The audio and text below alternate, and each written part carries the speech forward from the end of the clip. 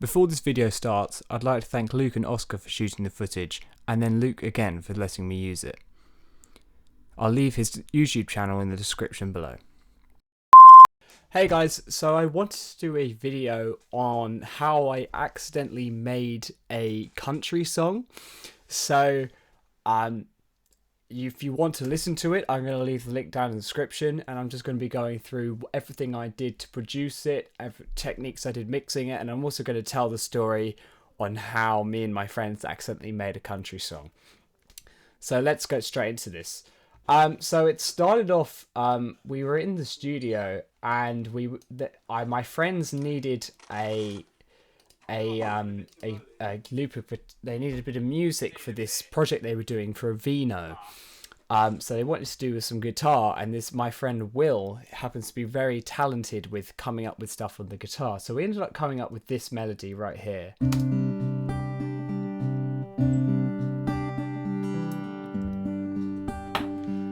And you can see I've got three different inputs. So I had a Rode NT5, a DI box, and I can't remember what it was, but I think it was called an SE. I can't remember the microphone. So I think I had the as you can see, I've got the NT5, and this was over the sound hole, so you can hear a little bit more of a deeper voice than the SE, where that's a bit lighter. And then I also got it from the DI box as well, just to sort of make sure I wasn't missing out anything, and it really just has this nice full sound. So once we got that, we got my friend Isaac to just throw some bass down for us. And this was just a really nice bass. And once we heard this, we knew something serious was going to come from this, because of how much we liked it. It was at this point where we realised it kind of sounded like a country song, but that didn't change really changed until until Will put on an electric guitar. And so as you can see here, we had an amp and a DI. So the amp got this dry signal here, and at this point we realised this is a country song, and we had to carry on. Okay. Alright. We're currently in the studio. We're recording my son's hit album. What are we going to call this one? Well, we got this useless fucker here. Excuse me? He does Jekyll. Excuse me? I mean, all he does is twiddle his knobs. Go twiddle your own if that's what I say. So, what we got here? Right now, I'm recording your son's, guitars. Mm-hmm. Yeah. So, because that's what you paid me to do. Can we hear it? Yeah, of course you can. Of course you can.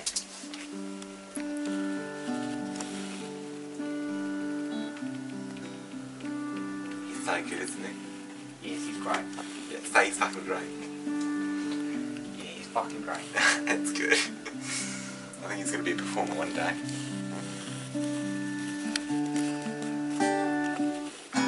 Oh, that was nice. Thank you very much. What can I say? I'm good. We had a bit of keys in there. We got this amp. We used to see an SM57 on the amp, and this got a bit more reverb, which was made by the amp. So having these two together, and then to get that echo on the end, I loaded up this echo preset here, set it onto 1/8. And automated the wet signal to just go from 0 to 78%, just on the end. So you can see, and you can see I did that again throughout when I needed it. Yeah, and then of course by then we had to start laying down some vocals. My friend is very good with his accents and originally came up with something. We used two different takes, so we had two different vocal endings, and I used the original ending on the ending here, but at the beginning bit we had this here. And the problem we had, if we didn't realise that the microphone we were using, which I do believe was, I can't remember, I think it was the SE again, we had it on minus 20 decibels and no one noticed. So all the signals were coming out really quiet. So we had to do quite a bit to bring that back up again. And I don't know why I didn't notice. It was very chaotic, this studio session. Alabama. Choir, Cintiq Wilderness. Living the dream. The Alabama out west. So I had Having to the best time of your life. So I pitched up the gain, Silence. pitch correction, Living out. compressed it, Side. and then I EQ'd it to get rid of some of the low end and brighten it up a bit. You'll notice I didn't use any reverb on any of the vocals in this track because I tried and experimented, but actually nothing really worked. It all worked better when it was more dry. I found, because it kind of gave the sitting that there was just them sitting outside playing the guitar. There was no need for reverb. It didn't need to feel like it was in a studio or on a stage or something. The next thing we thought we'd do is we brought in the drum kit. So I did a quick mic up, and this is probably my least favourite part of the track, is the drums. Not because of the drumming. The drumming is amazing.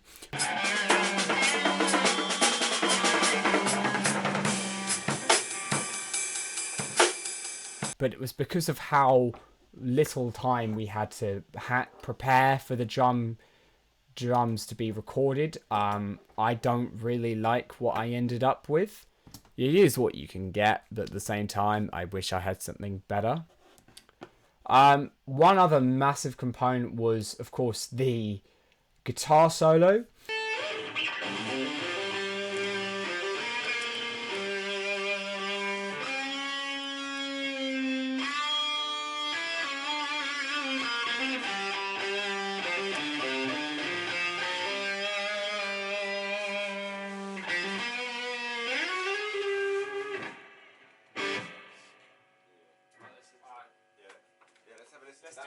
So what we did for this is we got my friend Bailey in to do it, and he insisted that we drag in a massive, huge Marshall amp. And unfortunately, again, due to the conditions of just everything happening at once, I only managed to get an SM57, and I put that against the cone. And that's kind of the best audio I could get, really. One thing I did do was I bit crushed it. And what this does is I put a bit more drive in and gave it a little bit more crunch. I would have liked to have done something a little bit more inventive with the piano, but I just couldn't find the time to do it. But yeah, so that is how I accidentally made a country song. If you want to go listen to it, I'm going to leave the link below. But aside from that, that's all from me.